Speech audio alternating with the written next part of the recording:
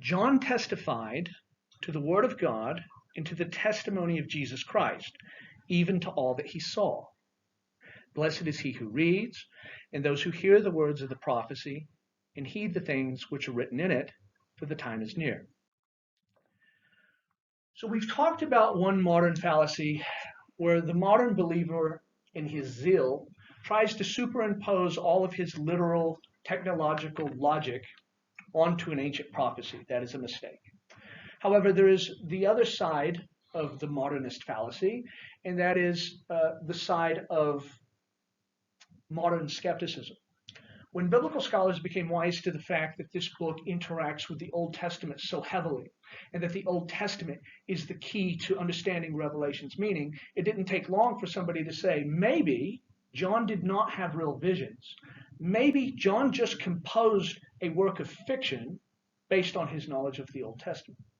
And, of course, many scholars rejected this. Even some liberal scholars rejected this and said that John did, in fact, have real visions. But this conversation lingers in the literature.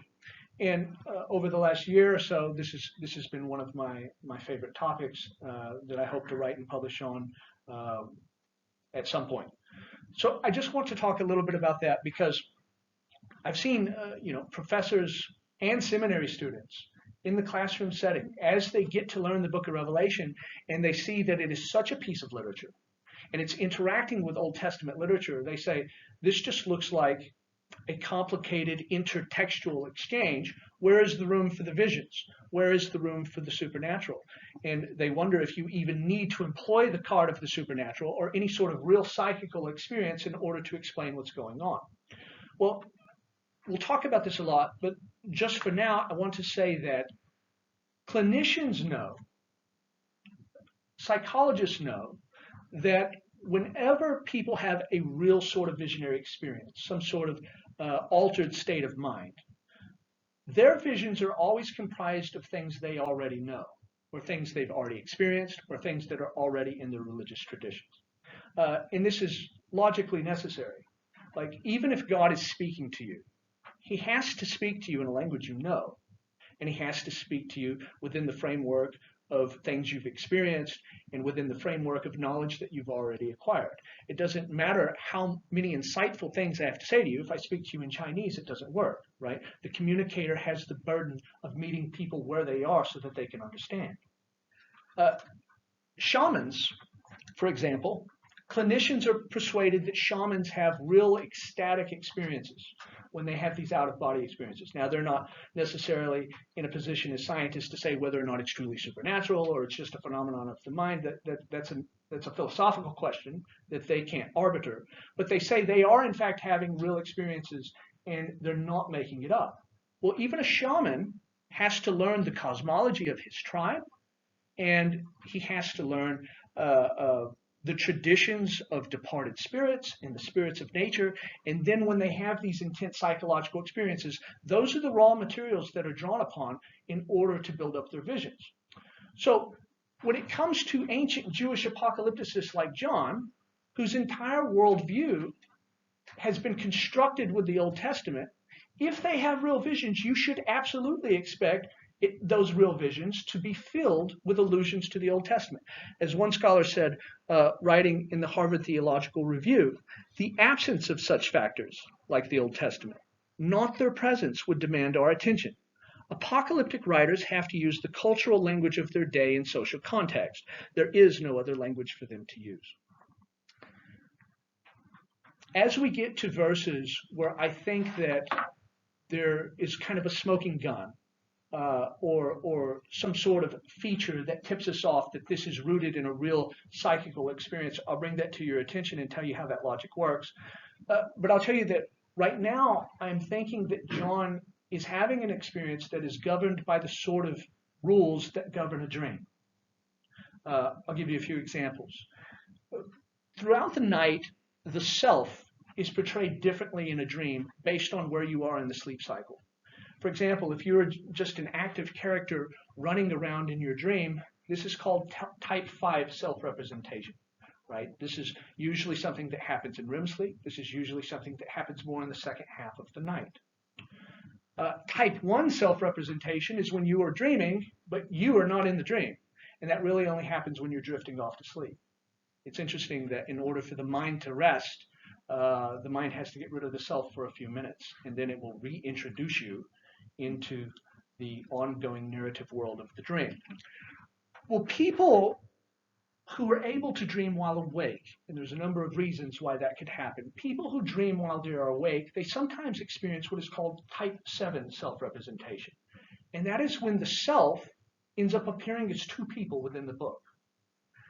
At one point, John is going to eat a poisonous book that fills him with knowledge.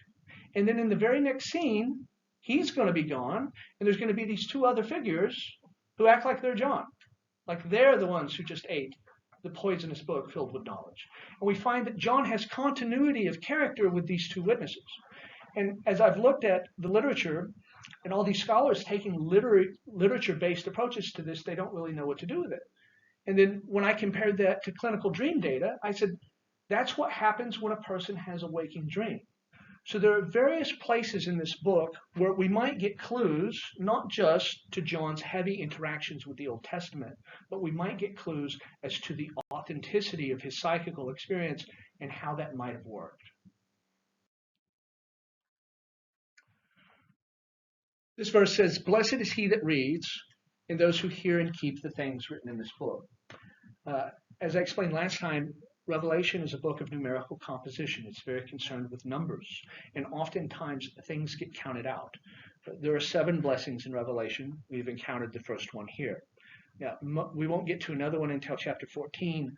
Most of these blessings are deferred to later points in the book, after the church has sort of triumphed over tribulation and they enter into these blessings. But nevertheless, this is the first of 7. 7 is the number of completeness, the number of the cosmic Christ connecting heaven and earth, and the number of the devil when he counterfeits God's nature and work. Remember that in Revelation, 3 is a number associated with God in heaven, and 4 is a number associated with creation. Since Jesus is the cosmic Christ, 3 plus 4, he's the one who connects heaven and earth, his number is oftentimes 7. And when you see, for example, that the dragon has 7 heads, we shouldn't say, well, God's number is 7 and the devil's number is 7. The entire program of the devil and the beast throughout Revelation is an imitation game. They have a false crucifixion. They have a false resurrection. They have a false church. They have a false second coming. And so, since certain truths about God are being communicated in numbers, you expect this sort of parody and this sort of counterfeit on their part as well. Sometimes they'll try to take on these numbers that more appropriately belong to Jesus. Was that the one of the beasts had purple and scarlet? And I think of purple as and we got purple right out front here. Right. The royalty and scarlet blood, was that a mockery? Yeah, so the beast is red, but the woman who rides on him is wearing those colors. The scarlet, in this instance, probably refers to her viciousness because she's holding a cup filled with the blood of Christians, and the purple refers to her luxury. Mystery Babylon is seen as the embodiment of luxury and entertainment culture. So, and yes, that is also a story of parody, because we meet the prostitute and she is dressed this way, and then later we will meet the bride of Christ and she is also dressed in a dazzling way.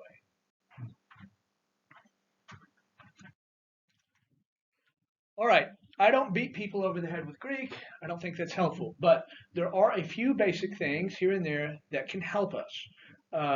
One of which is Sharp's rule, and it's real easy, and it helps us with this verse, so I'll just quickly explain it. In a Greek sentence, a lot can be learned based on the way they use the definite article, right? The word the. If in Greek I say, I went to see the butler and the gentleman, I'm probably talking about two different dudes. But if I say, I went to see the butler and gentleman, and I don't put the in front of gentleman, then I'm surely talking about one person, right? This is just the way it is in Greek. It almost makes sense in English, but nevertheless, in Greek, it's a solid rule. Well, John uses this rule here. He says the one who gets the blessing, it's the ones who hear the words of the prophecy and obey the things written in it. And he has structured this syntactically to let you know that you do not get the blessing if you simply hear the words of the book or simply understand the words of the book. The blessing is reserved only for those who obey the things written in it. I was riding in a car with a former minister, and this verse came up, and he said, I don't understand this. He said, Revelation is a book of prophecy. How do you keep a book of prophecy? And he was still at a place in his understanding where he thinks that Revelation is just a book of predictions, that the point of this book is to entertain our curiosity about the future. That is not at all the case. Revelation is a summons for the church to be faithful when we encounter opposition from the world, right? That one should accept social ostracization, that one should accept economic hardship. That's what the mark of the beast is about. That indeed one should be willing to lose their own life instead of compromise their faith and faithfulness toward Jesus. Revelation is a book that is warning people that if they're unwilling to suffer for their faith and faithfulness toward Jesus, they will be rejected on the last day. But those who persevere and sacrifice the most get the greatest reward. It's not a book simply about predicting the future as though it were the Christian version of a pagan crystal ball and it's just going to tell us what China's going to do and what Russia's going to do. You know, that's silly. That's an immature style of reading the book. The book is a summons to Christian faithfulness.